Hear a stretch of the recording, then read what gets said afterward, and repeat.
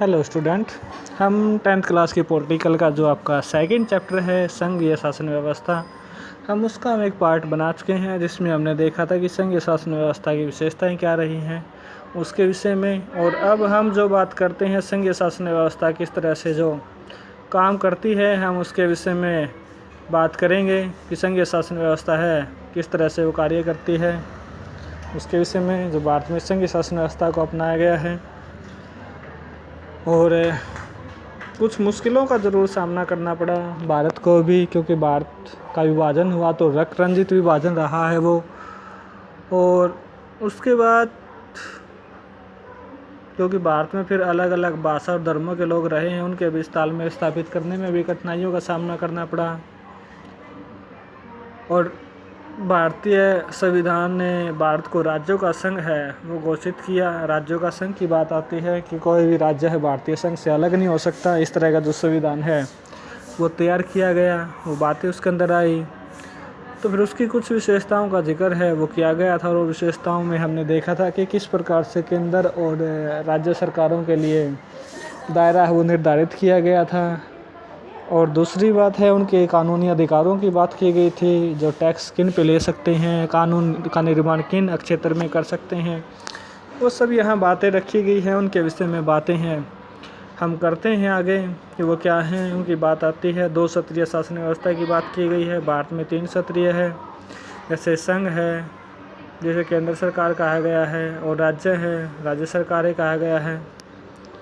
क्योंकि जो केंद्र सरकार है वो भारतीय संघ का जो प्रतिनिधित्व करती है, वो बातें यहाँ हैं। ग्राम पंचायतें हैं, नगर पालिका हैं, वो भी यहाँ उनका भी एक तीसरा स्तर रखा गया है। तो इनके अधिकारक क्षेत्र हैं जो निर्धारित किए गए हैं, वो 3 विधायी अधिकार हैं, 3 विधायी शक्तियाँ हैं। तो वह आपकी है संघ सूची है, राज्य सूची है, समवर्ती सूची है। संघ सूची को केंद्र सूची का नाम भी दिया जा सकता है, जिसमें आज वर्तमान समय में 100 विषय हैं, वो बात यहाँ रखी गई है। और इन पर सिर्फ कानून बनाने का अधिकार सिर्फ केंद्र सरकार को ही होगा। उनके विषय में बातें की गई हैं, जिनमें प्रतिरक्षा है, विदेशी मामले हैं, बैंकिंग है, संचार है। तो ये सारे के सारे जो क्या है राष्ट्रीय महत्व के ही सारे विषय इसमें रखे गए हैं। तो वो यहाँ बातें हैं, और इन पर कानून बनाने का अधिकार सिर्फ किसे केंद्र सरकार को ही है। राज्य सूची की बात करते हैं। राज्य सूची में आज के समय में जो 61 विषय हैं, पहले 66 थे, वो बातें हैं आज इतने हैं। तो इन पर पुलिस है, व्यापार है, वाणिज्य है, इन पर कानून बनाने का अधिकार सिर्फ और सिर्फ किसे राज्य सरकारों को है। तीसरा आपका आता है समवर्ती सूची का। इसमें 52 विषय हैं जहां बात करते हैं। पहले 47 विषय थे, आज 52 विषय हैं जिनके विषय में बात की गई है। वह विषय इनमें वन, मजदूर, संघ, विभाग, गोद लेना, उत्तराधिकार जैसे विषय इसमें शामिल किए गए हैं, वो बात इसके अंदर रखी गई है। तो इनके विषय में वो बातें रखी गई है। राज्य सूची में जो विषय दिए गए हैं उन विषय पर कानून बनाने का अधिकार केंद्र और राज्य सरकार दोनों को है। लेकिन विवाद की स्थिति हो जाती है, अगर कोई भी विषय राष्ट्रीय महत्व का हो जाता है तो उन पर कानून बनाने का अधिकार सिर्फ और सिर्फ जो क्या है केंद्र सरकार को ही रहेगा। और कोई भी नए विषय होंगे तो वो उन्हें जो क्या है संघ सूची में ही शामिल किया जाएगा। ये बातें यहाँ रखी गई हैं। तो हम सब को साथ लेकर चलने की नीति को मानकर ही जो क्या है संघीय शासन व्यवस्था इकाई है जो वो कार्य करती हैं, वो बातें यहाँ रखी गई हैं। लेकिन कुछ राज्यों को विशेषाधिकार दिया गया है, जो पूर्वी राज्य हैं उनको देखते हुए, पिछड़ेपन को देखते हुए असम है, नागालैंड है, या फिर अरुणाचल प्रदेश है, सिक्किम वगैरह है, तो वहाँ के लोगों को कुछ विशेषाधिकार ज़रूर दिए गए हैं। तो ये बातें हैं, तो इनका रखा गया है। और यूनियन टेरिटरीज की बात करें तो जो भी आपकी केंद्र शासित प्रदेश हैं उनके विषय में बात आती है।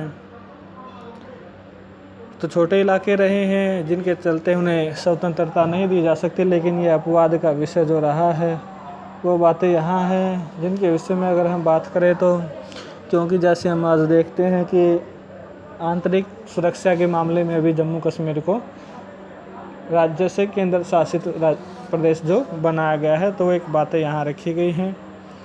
तो वो बातें यहाँ रखी गई उनके विषय में है।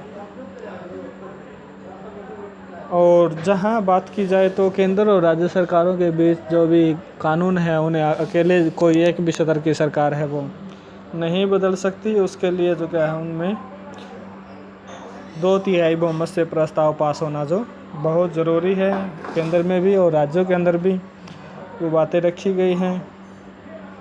अगर इस तरह की कोई स्थिति उत्पन्न हो जाती है उनके विवाद को लेकर तो अहम भूमिका है वो न्यायपालिका है, और वो भी सुप्रीम कोर्ट सर्वोच्च न्यायालय जो कि अपनी भूमिका है वो निभाएगी। वो बातें यहाँ रखी गई हैं उनके विषय में जो यह कहना चाहता है।